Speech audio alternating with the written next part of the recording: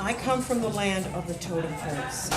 That's often referred to the Pacific Northwest coast of British Columbia, which is where the totem poles originated. So we are Ko-Tsimshian First Nation, and we are Gisbootwada clan in my language, and in English that would be orca or blackfish.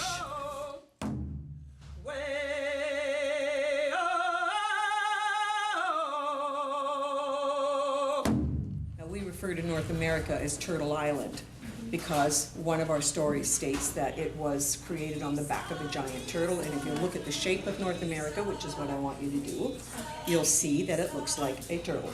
Alaska is a foot, California is a foot, Florida is a foot, and Greenland, or the northern Quebec, is a foot.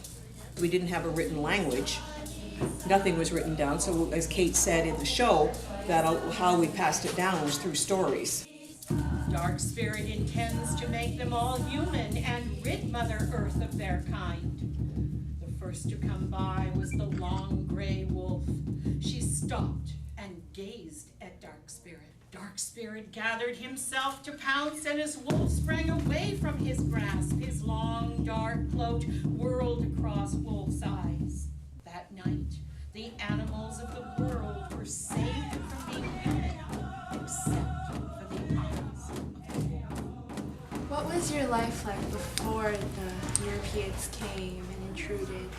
Well, it was peaceful. I mean, generally speaking, a lot of people sort of think that, I don't like the phrase things like wild Indians or we were on the warpath. This is all Hollywood stuff. It came out of the 40s and 50s movies and stuff, which stereotype Native people as being the aggressor and non-Native people as being the victims, when in fact it was the other way around. And I know you have your pipe, and I was wondering how you got that. Pipes, you don't give them to yourself. You have to earn them. And often the way it is done is another person dreams about you, an elder of the Haudenosaunee people, and he didn't know me, but he had a dream about a woman who had Thunderbird as her spirit. And he asked his niece to find out, and all she did was Google. My face came up, and he said, "That's her." I have been walking the walk and talking the talk for 35 years at the time, so you have to earn it. It's not something you can just help yourself to. You've got to, carry the stories. You've got to have the knowledge. You got to have a bit of the language or a bit of the language, and you got to be dedicated to the path of what you're doing. Which is what I say to all young people. If you're dedicated to the path of what you're doing, you will achieve your goal.